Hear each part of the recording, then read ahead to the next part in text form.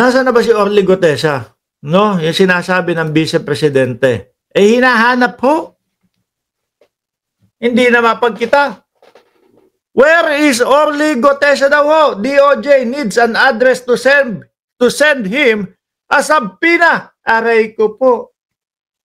Napasama pa. Siguro iniisip niya bago siya makipag-ugnayan doon kay Marcoleta. Hindi iniisip niya na okay lang, wala namang ganyan mangyayari. No? Hindi niya iniisip na kailangan investigahan siya, kailangan background check siya kung sino ba itong nagsasalita sa Senado at nagsisira, naninira. Hindi naman maayos yung pagkakasalaysay. O ayan, mukhang nagtatago na talaga. Marines yan, survivor, nasa bundok na, sabi ni Mark Estacador. Biruin mo yun, may asawa, pamilya ka, tapos bigla ka na lalabas doon, magsasalita ka, tapos yung mga binabasa mo pa, hirap na hirap kang basahin. Halata na hindi ikaw ang nagsulat.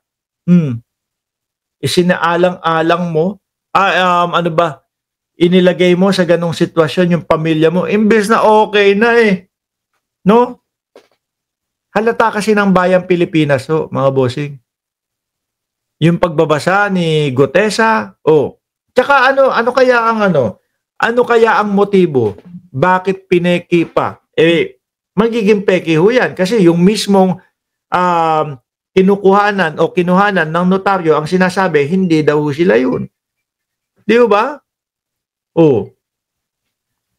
Where is Orly Gutesa? DOJ needs an address to send him a subpoena. It's scary if they don't bring him out again, sabi ni Remulla. Alam nyo ho, sa umpisa pa lang mga kababayan, at yung hindi pagsipot ni Orly Gutesa, mga bossing, doon mismo sa DOJ, alam nyo ho, mapapaisip na lang ho tayo eh. Mapapaisip tayo mga kababayan, no, na siguro mahihirapan o siguro,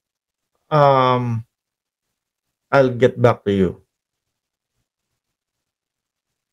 Mapapaisip po tayo, mga boss chief sir, na siguro kaya hindi makapunta sa DOJ to, hindi niya kayang magsalaysay nang wala sa harapan o wala sa katabi si Marcoleta. Di ba? O tsaka yung isa, yung ano tawag nito? yung matanda, nagaganong-ganon, tatlo, tapos may ganong-ganon pa. Sabi ni Dennis Ostonal, wow! Tanong, magkano naman ang tinatanggap nitong mga basurero sa paghakot ng mga basura, mga tanim, ebidensya? Talaga, sabi ni Sir Dennis Ostonal. Ano pa to? Pinatay ko na nga. Wait lang Ang daming ano ngayon Hello, good morning. Opo, hello. Yeah, sure. I'm sorry? Yeah. Yep. Yeah, you can sign up via 345. Yes, ma'am. That's still on.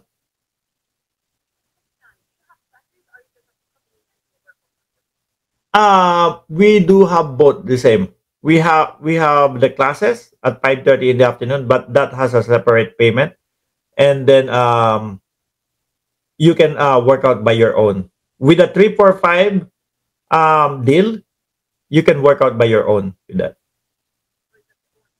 Correct. Yep. 5:30 in the evening. Yep. Okay.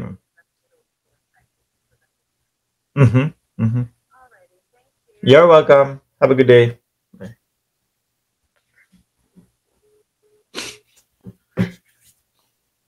May dugo yata yung ilong ko. May dugo yata. Sorry na ho, mga kababayan.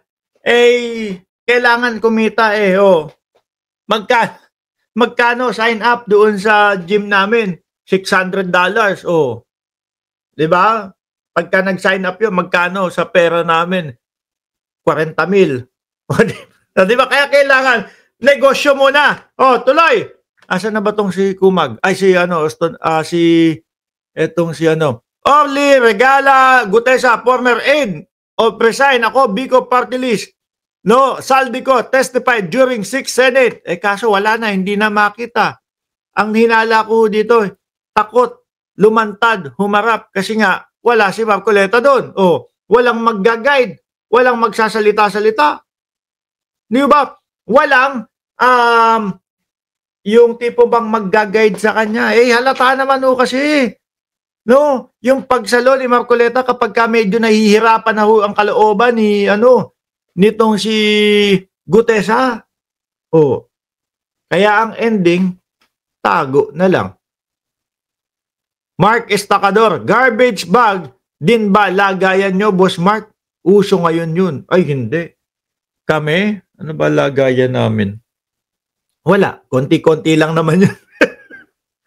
Konti-konti lang naman yun eh. Remulla said, the last time he talked with Gutesa was in the Senate where the secretary was able to get a copy of the former Marine affidavit, a part of which stated that he wanted to enter the government witness protection program. Yan ang sinulat nila. Magkaiba din yan. No? Doon sa nakasulat, gusto ng witness protection program. Doon naman sa salaysay niya, ayaw naman kasi matapang daw siya. May beng-beng daw siya. Magulo ho, mga kababayan. Gutesa versus Gutesa. Kaya ang siste, napagtatawanan. Siguro, sabi siguro ni Marcoleta, sige, huwag ka na pumunta. Ano lang naman natin yon? Naiisip lang naman natin, no? Sige, huwag ka na pumunta. Palyado ka eh. No? Pinagmukha mo lang engot yung sarili mo dun eh. Pinagmukha mo lang akong coach mo dun eh. Huwag ka na pumunta. Mahala ka sa buhay mo. Pero mga bossing, sabi dito, but here's the thing, I talked with him to come here for the purpose. We're going to ask for his address so we will have the NBI serve a subpoena just to make everything crystal clear. Right? Pero mga kababayan, base doon sa nakita namin video kahapon, no? Doon kila Katunying, mga bossing, nasan ba yun? Asan ba yun? Kila Katunying, Dalisay, Eto, mukhang may pakiramdam ako, paglabas ulit ni Gutesa, yung Marines nag-witness na siya... Yan, siya yung tinutukoy dyan. Yung Marines na nag-witness, may pakiramdam ako, pag lumabas ito, mga kababayan, si Gutesa, mukhang iba na daw ang sasabihin eh. Yung Marines nag-witness na siya, yung naka-detail daw sila, security ni Congressman Saldico, sabi. Siya yung tinutukoy dyan di ba?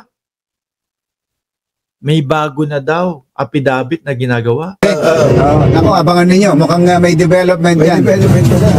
Mukhang nagsusulat na ng bagong affidavit. Bagong affidavit. Mukhang may bagong affidavit. Itong witness na ito. At may ituturo. Ako dito, naniniwala ako sa mga ito. Bakit to? Yan, mga talagang may mga bubwit po yan. Sa tagal-tagal ng panahon, na mga broadcaster, yung mga yan, mga bossing, may mga puting bubwit yan, may mga source na talaga yan. Lehitimong mga source. Mukhang may ituturo daw kung bakit lumabas. Kaya lang, baka iba na ituturo nito. Iba na ang ituturo. Iba na. Baka mukhang may ituturo kung bakit siya lumabas. Naku po, yun. Ano pagkakaintindi nyo doon?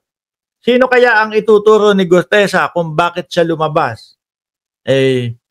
Kayo na po ang mag-isip niyan, mga kababayan.